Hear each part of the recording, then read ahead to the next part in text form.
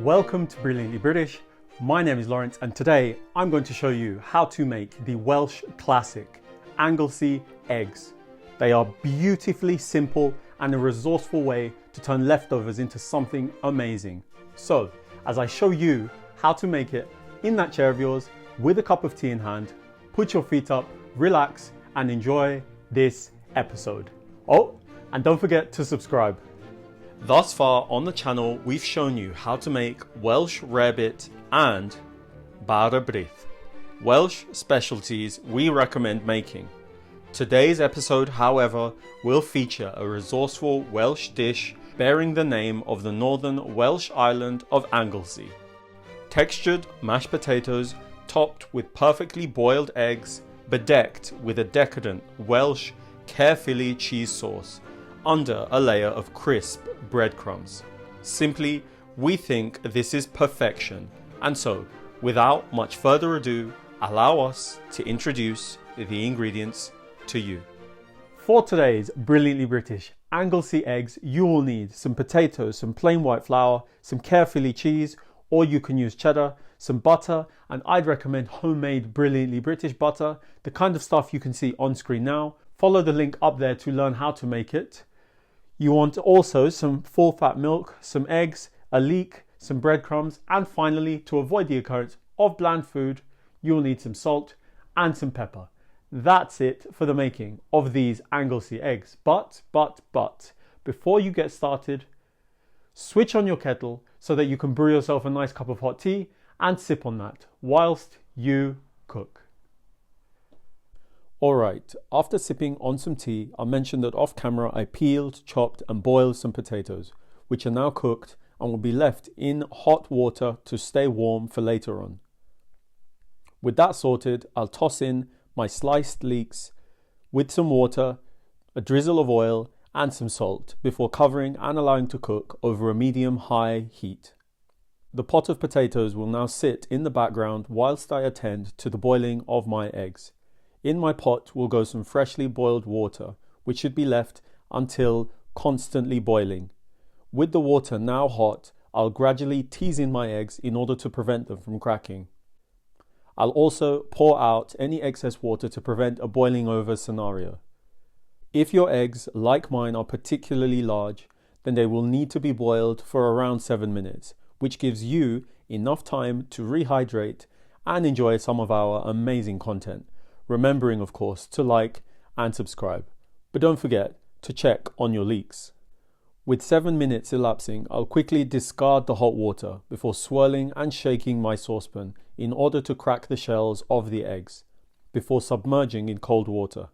Cracking the eggs while still hot will allow the cold water to seep in between the egg and the shell, making it easier to peel later on. So, you're welcome. With the eggs cooling, take the opportunity to attend to your leeks, which at this point should be cooked with a minute amount of liquid left in the pan.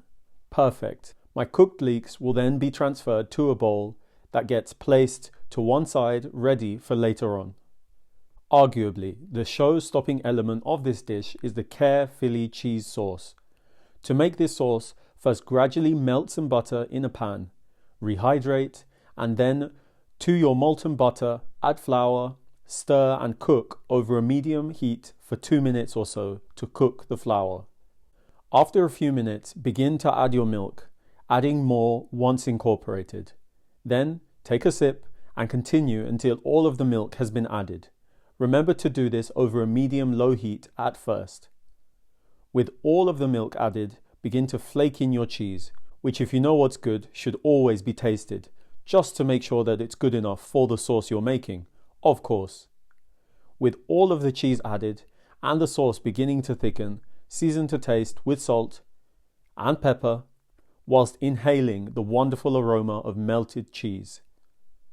Once the sauce has thickened and is beginning to boil, give it a taste and yes, it's that good, before transferring to a jug for later on. Off camera, I drained my potatoes and heated up some milk. I then started mashing before realizing that I needed a bigger bowl, a minor setback. Now as you mash, gradually add your hot milk, which should be good enough to drink. Not forgetting to add some cubes of butter, before continuing until smooth in texture and appearance, whilst of course keeping your thirst at bay. For some added texture, you can also choose to leave the mash with some coarse pieces of potatoes within. It's up to you.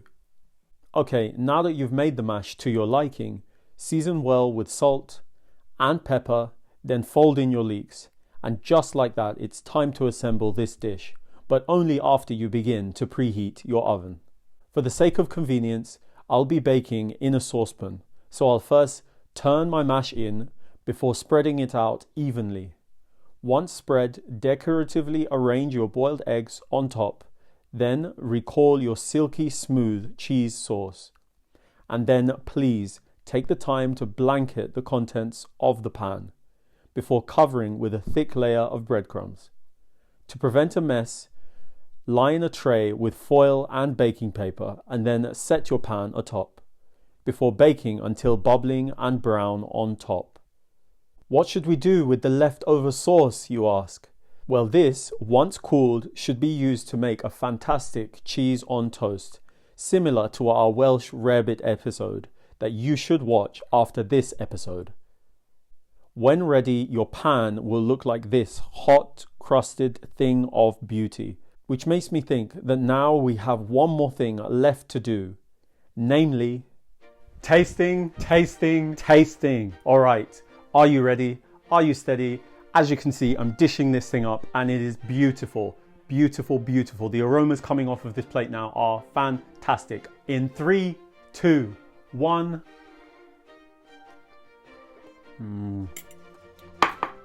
Wow. Oh, my head. My taste buds.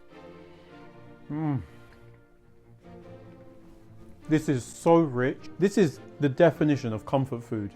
You've got everything you want on this plate. I mean, you've got texture from the breadcrumbs. You've got buttery smooth mashed potato. I mean, you can't go wrong. Who doesn't love mashed potato? You've got the leeks going through, and I love leeks personally. So do the Welsh. Oh, and the egg. You've got the richness of the egg, and it's not overcooked because they were perfectly cooked when they were boiled. By the time they cooked more in the oven, they've come out perfect. They're still, the yolk is still creamy, rich. The white isn't overcooked either. This is beautiful. Oh, and I haven't even begun. I haven't even begun to speak about the creamy cheese sauce on top. That is the showstopper, really. If you can get hold of Caerphilly cheese, do it, please. Otherwise, use a mild cheddar. This dish overall is beautiful, and I think you ought to try this at least once. Please, please, please try this dish. Thank you all for allowing me to show you how to make Anglesey eggs. Knowing that you liked this episode, don't forget to click the like button, the subscribe button, and the notification button so that you don't miss any of our new releases. Tell everyone you know about the Brilliantly British food on this channel, and follow us on all of the social media platforms that this channel is on, and I will see you next time.